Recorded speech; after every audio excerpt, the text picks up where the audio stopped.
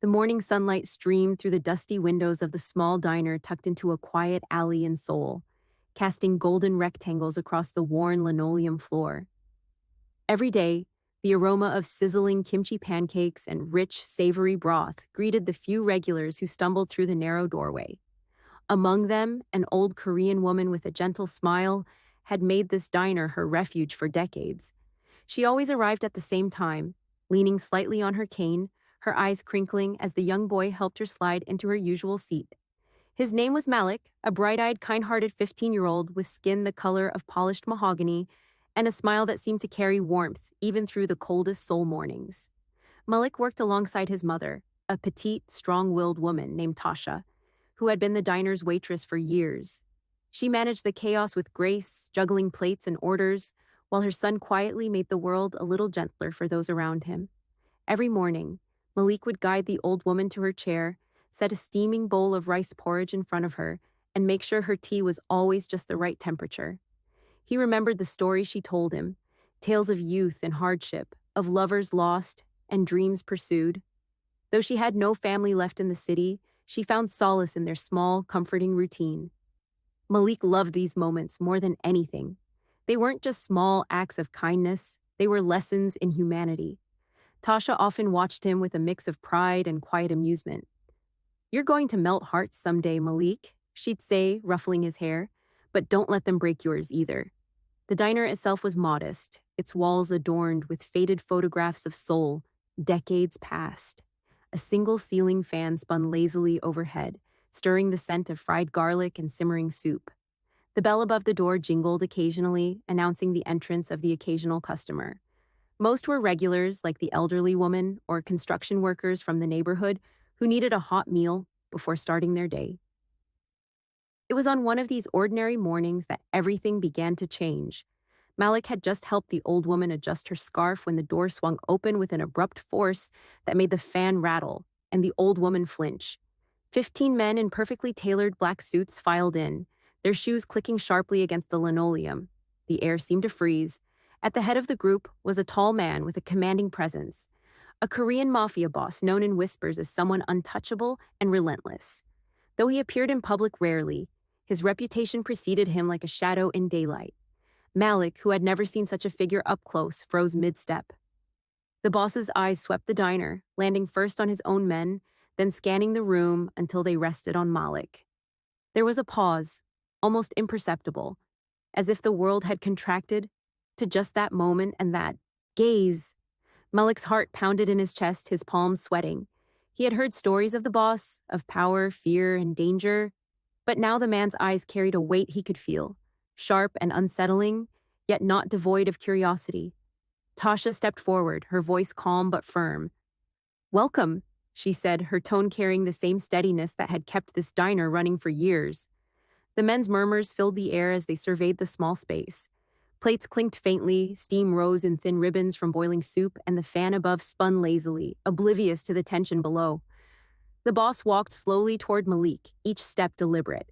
The boy shrank back slightly, unsure whether to flee or remain. The old woman clutched her teacup as though holding onto something solid in a suddenly uncertain world. Malik's eyes never left the boss, trying to read his intentions. "You," the boss said finally, his voice low and measured.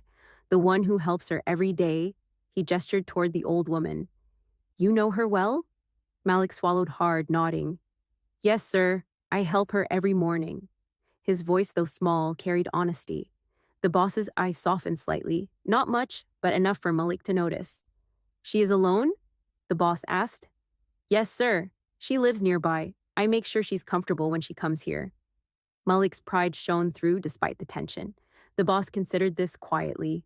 His men watched, silent but alert, as if expecting the boy to vanish at any moment. Instead, Malik stood his ground, hands folded nervously in front of him. A smile flickered across the boss's face, brief but genuine. It was the first warmth the diner had felt that morning, a contrast to the suits and polished shoes and the weight of expectation.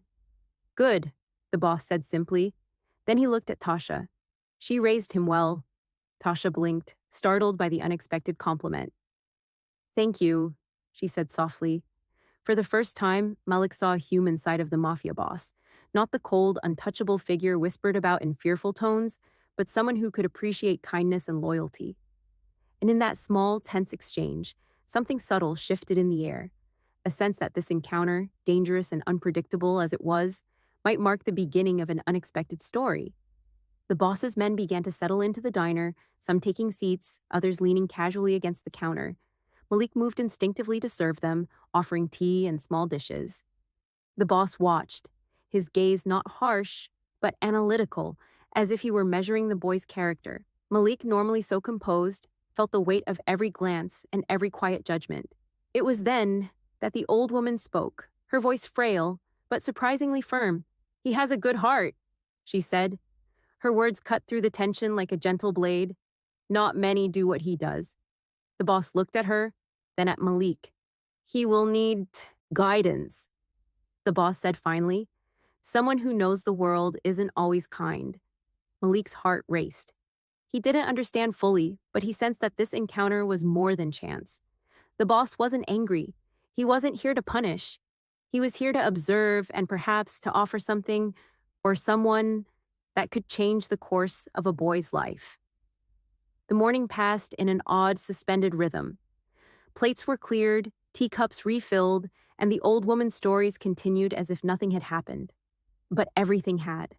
Malik felt a strange mix of fear and excitement, the kind that comes when you sense that your life is about to pivot in ways you cannot yet predict.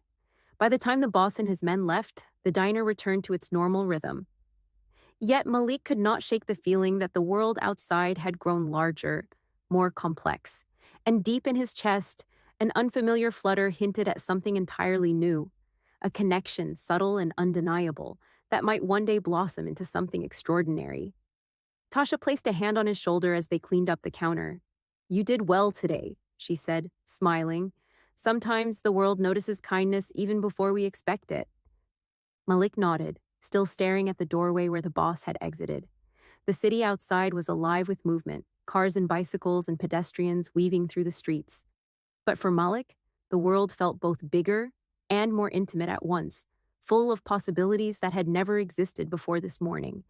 And somewhere in the bustling heart of Seoul, a powerful man in a black suit was thinking of the boy who had captured his attention with nothing more than simple, unwavering kindness. The following days in the diner carried the same rhythm they always had, but there was a subtle difference in the air. Malik moved with the same care, guiding the old woman to her chair, setting her tea and porridge just right, and listening patiently as she recounted stories from her youth. Yet he couldn't shake the memory of the black-suited men and the sharp, commanding gaze of the Mafia boss who had entered so abruptly. Tasha noticed the shift in her son. "You've got that look again," she said one afternoon as she wiped down the counter. "That thoughtful, distracted expression. Something's got your head spinning." Malik hesitated, unsure how to explain. "It's nothing," he finally said, forcing a small smile. But it was not nothing. Every time he thought of the boss, his presence, his unusual words, even the rare warmth in his eyes, Malik felt a strange mixture of fear and fascination. There was something magnetic about him, something that pulled at the boy's curiosity and imagination. The boss, whose name was whispered rather than spoken aloud, began visiting the diner in small, deliberate intervals. Not every day, but often enough that Malik noticed a pattern. Sometimes he came with only a single aide, other times with a small entourage, though never as large as the first visit. Each time, Malik greeted him nervously, unsure whether he should bow, nod, or simply stand still. The boss's eyes always found him, calm but sharp, as if studying his very soul. One rainy afternoon, the boss arrived without warning. The din of raindrops on the metal roof created a cozy, intimate atmosphere. The old woman chuckled softly at the rain tapping the window. "The city has a way of singing when it rains," she said, adjusting her scarf. Malik offered her tea, then turned as the door opened. The bell jingled, and the boss stepped in, alone this time. His tailored coat was damp at the shoulders, his expression neutral, but his eyes immediately locking on Malik. "You're here again," Malik said, trying to sound casual. His hands shook slightly as he carried a tray of food past the counter. The boss inclined his head slightly, a subtle acknowledgement. "I like observing," he said, his voice smooth, measured. "Some things are rare and worth watching closely. Malik's heart skipped. You, you mean me? The boss's lips quirked into the faintest of smiles. Yes, you? Malik nearly dropped the tray, and the old woman gave a soft gasp. Tasha looked between them, a knowing expression on her face. Something was developing here, though it was impossible to define it yet. Why me? Malik asked, curiosity overtaking his nervousness. The boss studied him for a moment. Because kindness like yours isn't common. You act without expectation, without calculation. People like you, they make the world softer. Malik blinked, unsure whether to feel proud or embarrassed. I just help, he said softly. Exactly, the boss replied. And that is something to respect. There was a silence, comfortable yet charged, as Malik tried to digest the meaning of those words. The boss did not speak again for a moment, instead watching him with a strange intensity that left Malik both unsettled and curious. Would you like to learn more? The boss asked suddenly. About the world outside this diner? Malik hesitated. It was a tempting offer, but he didn't fully understand the implications. The boss's world was vast, dangerous, and powerful, so different from the small, safe life he knew. Yet there was something compelling in the way he spoke, a promise of knowledge and guidance, and Malik felt an irresistible pull. Yes, he said finally, his voice steady despite the racing of his heart. The boss's faint smile grew slightly. Good, we will start slowly, but remember, courage is different from recklessness. You must choose carefully. From that day, their connection deepened. The boss began leaving small gestures, a kind word, a rare compliment, or a thoughtful question that challenged Malik's understanding of life. Malik found himself opening up, sharing stories of his life, his dreams, even fears he had never voiced before. The old woman watched these interactions with a gentle smile, recognizing the stirrings of something special in the boy. One evening, as the city streets glistened with the reflections of neon lights after a sudden shower, Malik stayed late cleaning the diner. The old woman had long since left, and Tasha was tallying the day's receipts behind the counter.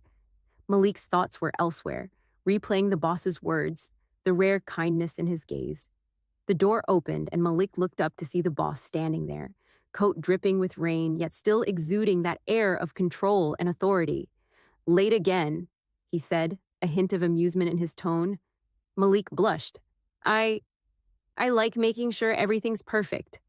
The boss's eyes softened slightly, and he stepped inside. Perfection is not always what matters, he said, but your effort, your dedication, that is remarkable. Malik felt a warmth spread through his chest. There was admiration there, yes, but also something deeper, unspoken yet undeniable. Their eyes met, and for a brief moment, the world outside the diner seemed to disappear. Only the two of them, connected by something fragile and promising, remained. I never thought someone like you would notice me, Malik admitted, voice barely above a whisper. The boss tilted his head, considering. Noticing is easy. Understanding that takes effort. And you, Malik, have already begun to understand more than most. The rain outside intensified, the drops drumming against the roof like a quiet applause. Malik realized that his feelings were shifting, growing into something tender and curious. The Mafia boss was no longer just a figure of fear or power. He was someone who saw him, truly saw him, and that was a dangerous, exhilarating thought. By the time the boss left that night, Malik's heart was still racing. The diner felt different somehow, infused with the possibility of connection, of something beyond the routine of daily life. Tasha noticed the way he lingered near the doorway, watching for the boss to disappear into the night. Careful, Malik, she said softly, placing a hand on his shoulder. Sometimes people like him, they change things. But remember who you are. Don't lose yourself in admiration or curiosity. Malik nodded, the weight of her words sinking in. But deep down, he couldn't help the flutter in his chest, the spark that had been lit and was beginning to grow into something he had never expected. And somewhere, walking through the neon-lit streets of Seoul, the boss thought of the boy in the diner, the one who carried kindness and curiosity like armor. A seed had been planted, fragile and delicate, yet potent enough to change both their worlds forever. The days grew warmer as Seoul edged toward spring. The city streets buzzed with life. Vendors calling out their wares, neon signs flickering on alleys, the smell of street food mingling with the crisp morning air. But inside the diner, a quiet rhythm persisted. Malik continued his daily routine, guiding the old woman to her seat, serving steaming bowls of porridge, and listening to her stories. Yet the boy's mind often wandered, following thoughts of the boss, the man who had entered his life with quiet intensity and unsettled curiosity. One afternoon, the boss arrived with fewer men than usual, only a single aide accompanying him. Malik felt his stomach tighten as the door jingled. The boss's presence carried the same commanding energy, but this time, it felt different. Closer, warmer, almost personal. "You've been busy," the boss said, surveying the diner with a faint smile. "Still caring for everyone as you always do?"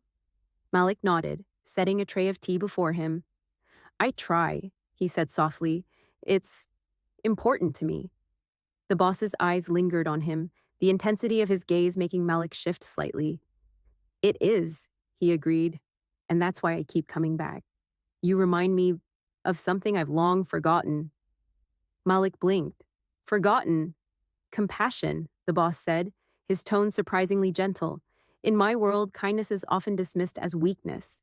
But you wield it as strength." Malik felt his chest swell, a strange warmth spreading through him.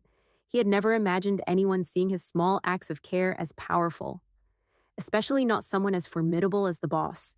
The old woman, seated nearby, watched quietly. She smiled at Malik, a knowing glint in her eyes. "He admires you," she said softly. "Not everyone notices the quiet courage of a good heart." Malik's cheeks flushed, and he glanced at her, unsure how to respond. The boss, noticing his discomfort, tilted his head slightly, a hint of amusement in his eyes. "You're shy," he observed. "That, too, is rare. It means you feel deeply before you act. Not many have that patience." Malik swallowed, trying to steady his voice.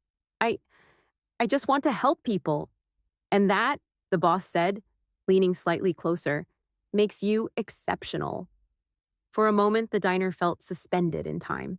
Outside, the city continued its endless hum, but inside, it was just the boy and the man, connected by unspoken understanding and quiet admiration. Malik's heart pounded in his chest, a mix of fear and excitement. There was something about the boss that drew him in, a force both intimidating and oddly comforting. As the boss prepared to leave, he paused near the door. "I'll be back tomorrow," he said simply. "There are things you need to see, things you can learn, and I want you to be part of that."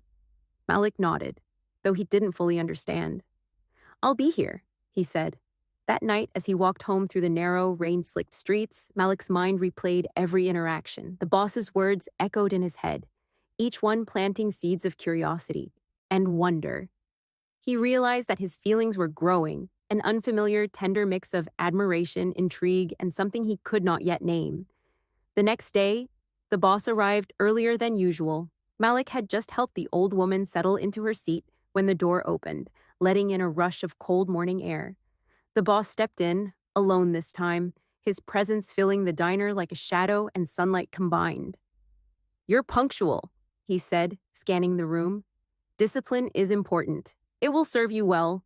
Malik felt a shiver of excitement and nerves. I like routine," he admitted. "Routine is comforting," the boss said softly, "but it can also be a cage. There's a world beyond this diner, Malik. A world that's beautiful, dangerous, and full of choices. I want you to see it." The old woman gave a soft cough, observing them both with a smile. "Be careful, Malik," she said. "Not everyone who opens doors has good intentions." Malik nodded, but the boss's presence made him feel safe in a way he couldn't fully explain. There was trust here, fragile but real, something that transcended fear and the unknown. Over the next weeks, the boss's visits became more frequent. Sometimes he brought small lessons about business, strategy, and the subtle intricacies of human behavior. Other times, they spoke about the city, about dreams and regrets, and the small acts that make life meaningful. Malik found himself opening up in ways he never had before, sharing fears and hopes he had never voiced to anyone else. One evening after closing the diner, the boss lingered longer than usual. Malik was wiping down the counter, glancing nervously at him. "You've grown stronger," the boss said finally, his tone quiet but firm. "Not physically, though you are resilient, but your heart, your mind, you are learning to navigate the world without losing yourself." Malik's heart raced. I, I'm trying, he said softly. "That's all anyone can do," the boss replied. Then for the first time, he offered a small, sincere smile. "And Malik, you are not alone." The words sank in, leaving Malik with a warmth that spread through his chest. There was affection there, quiet and steady, without expectation or demand. The Mafia boss, feared by so many, was offering him trust, attention, and connection. As Malik walked home that night, the streets seemed brighter, the city alive with possibility. The feeling in his chest was unfamiliar, thrilling and terrifying all at once. He had begun to realize that this was more than admiration or curiosity. Something was growing, an undeniable connection that promised to reshape his world. And somewhere in the city, the Mafia boss considered the boy in the diner, the one whose kindness and courage had captured his attention. He had seen strength where others overlooked it, and in that recognition, something tender and profound had begun to take root. The city of Seoul moved on around them, busy and relentless. But inside the quiet diner, two lives had begun to intertwine in ways neither fully understood. Spring in Seoul had taken hold, and with it, the streets were alive with movement or chatter and the aroma of street food mingling with blooming flowers. Yet inside the small diner, a quiet world persisted, grounded in routine and gentle care. Malik's days continued as before, guiding the old woman to her seat, serving her steaming bowls of porridge, and keeping the diner running with Tasha's careful oversight. But nothing about Malik's life was the same anymore. The Mafia boss's visits had become a constant, subtle presence in his thoughts. Every time the door jingled, Malik's pulse quickened. Every time the boss's gaze lingered on him, Malik felt a mix of fear, fascination, and a fluttering curiosity he hadn't known existed. One afternoon, Malik was arranging the counter when he noticed a black sedan pulling up outside. He recognized the sharp, polished shoes stepping into the diner almost immediately. The boss had arrived, and he wasn't alone. Two men followed closely behind, their expressions serious, the air around them charged with quiet authority. "Good afternoon, Malik," the boss said, his voice calm but commanding. "I hope I'm not interrupting anything important." "You're not," Malik replied, trying to sound steady, though his hands trembled slightly. "I was just preparing tea," the boss finished for him with a faint smile. "I see. Good. Attention to detail. That is invaluable." Malik nodded, suddenly aware of how small and inexperienced he felt compared to the world the boss inhabited. Yet there was an undeniable thrill in being noticed, in having someone so powerful acknowledge him with such deliberate attention. "I have something to discuss," the boss continued, lowering his voice. "Something important. Are you willing to listen?" Malik hesitated for a moment, then nodded. "Yes." The boss gestured for Malik to follow him to a quiet corner of the diner. The old woman watched silently, her eyes warm with understanding. Tasha remained behind the counter, pretending to busy herself with dishes but keeping a watchful eye. Once seated, the boss leaned forward, his elbows resting lightly on the table.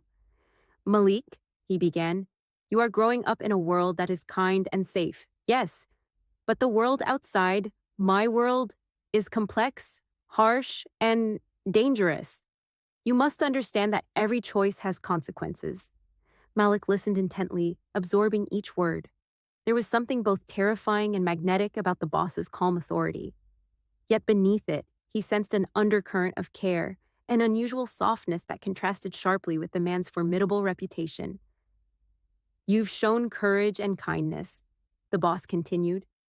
"These qualities will serve you, but they can also make you vulnerable. I want to teach you how to protect them, how to navigate challenges without losing your heart." Malik felt a mix of awe and fear. I want to learn," he admitted, his voice steady despite the nervous flutter in his chest.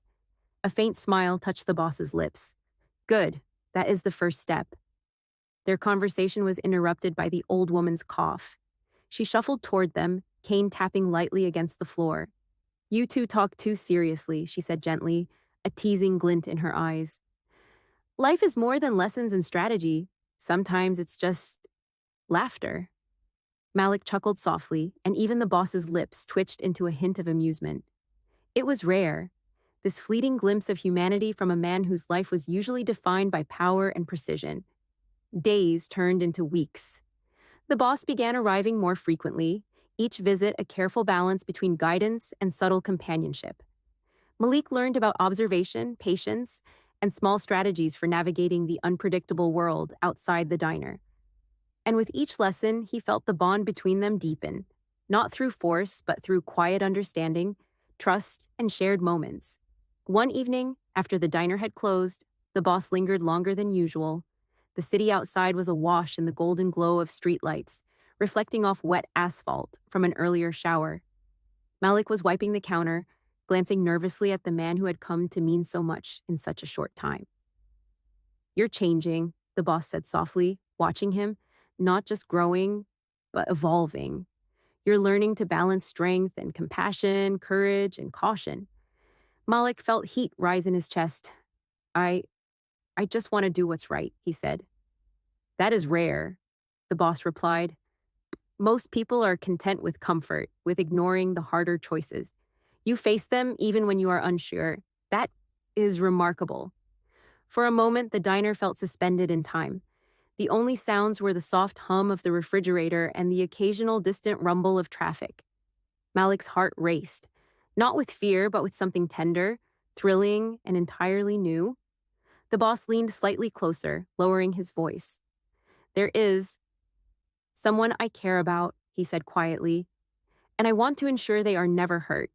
You remind me why that is worth protecting. You make me remember that some things are worth more than power." Malik's chest tightened. The words were layered with meaning, hinting at emotions he had only begun to recognize in himself. He had grown to admire this man not just for his authority, but for the rare glimpses of vulnerability and humanity he showed in private moments. The boss rose to leave, but his eyes lingered on Malik, steady and attentive. "Rest now," he said. "Tomorrow brings more lessons, and perhaps more understanding." As the door closed behind him, Malik felt a mixture of longing and excitement. The bond between them had shifted. It was no longer just admiration or fascination. Something deeper, fragile, but undeniable was beginning to take root, weaving together trust, curiosity, and the promise of connection. Tasha watched him from the counter, her hand on her chin, a knowing smile on her face. "Careful, Malik," she murmured. "Sometimes hearts can grow faster than we expect. But remember, never lose yourself in the process." Malik nodded, a quiet determination settling in his chest. The City of Soul continued its relentless rhythm outside, but inside the small diner, two lives were beginning to intertwine in ways that neither fully understood, tender, complicated, and impossible to ignore. And somewhere, in the shadows of a powerful man's world, the Mafia boss considered the boy who had touched something long forgotten in his heart. For the first time in years, he wondered not about power or influence, but about connection, care, and the quiet strength of someone entirely unexpected. The City of Soul buzzed with life as spring reached its peak. Neon signs flickered along crowded streets, and the scent of sizzling street food mingled with the delicate aroma of cherry blossoms carried by the wind. Yet inside the small diner, a quiet world endured, a world of warmth, connection, and small, meaningful routines. Malik moved with practiced care, guiding the old woman to her usual seat, setting her tea and porridge just so, and offering his usual gentle attention. But this morning, there was a lightness in his steps, a flutter in his chest that had nothing to do with the routine. The black-suited Mafia boss had arrived the previous evening, leaving words that resonated in Malik's mind.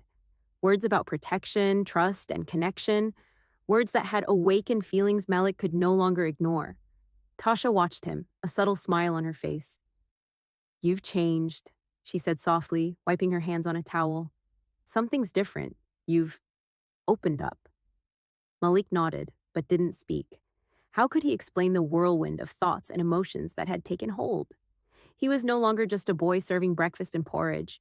He was part of a story far larger, intertwined with someone whose world was so different, yet somehow welcoming him into it.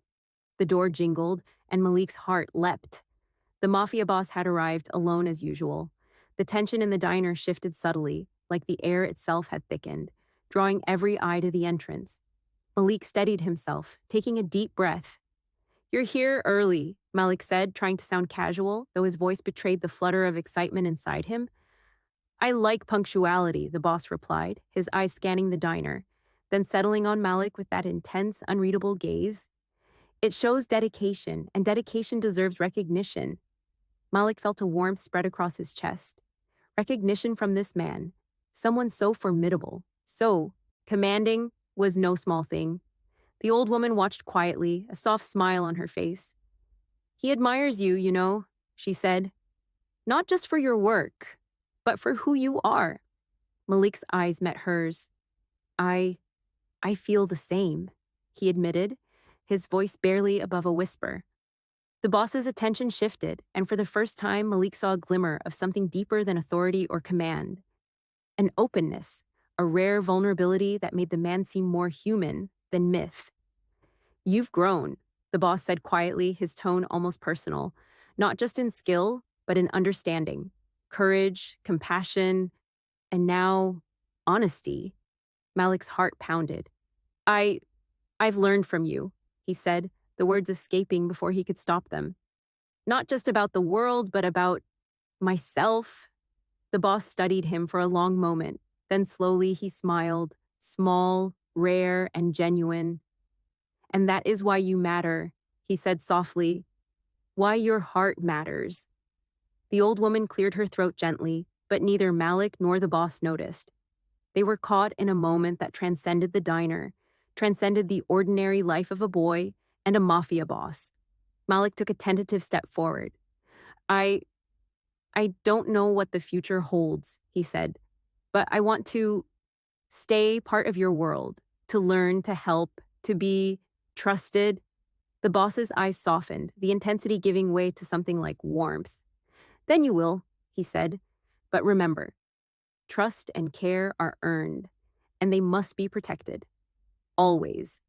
Malik nodded, feeling a sense of resolve settle in his chest. He understood that their worlds were different, that danger and expectation lay just beyond the diner's walls. Yet the bond they had formed was real, unshakable, and filled with potential. "You've taught me more than you know," Malik added quietly, "about kindness and courage. And you have reminded me," the boss said, his voice barely above a whisper, "that even in a world of power and shadows, connection and care are worth everything." The diner's soft hum, the clinking of dishes, the gentle sizzle from the kitchen, the quiet breathing of the old woman, felt like a heartbeat beneath their words. In that moment, Malik realized that he and the boss had created something extraordinary, a bridge between two very different lives, built on trust, admiration, and the quiet stirrings of affection. As the boss prepared to leave, he paused at the doorway, glancing back. "Tomorrow," he said, "we continue, but remember, never lose who you are, Malik. That is what makes you remarkable." Malik's chest swelled with pride and anticipation. "I won't," he promised, a small, determined smile on his face. Outside, Soul thrummed with life, indifferent to the quiet, tender drama unfolding in a corner diner. But inside, a young boy and a powerful man had begun to chart a path together, a path of care, respect, and the delicate beginnings of love. The old woman sipped her tea, smiling knowingly. "Sometimes," she murmured, "the most unexpected connections are the ones that change everything." Malik glanced at her, then toward the doorway, where the boss had vanished into the bustling streets. For the first time, he felt certain of something, that no matter what challenges lay ahead, this bond, this trust, and shared understanding would endure. And somewhere in the heart of Seoul, a powerful man in a black suit thought of the boy in the diner, the one who had touched something long buried within him. For the first time in years, he didn't think about control, influence, or fear.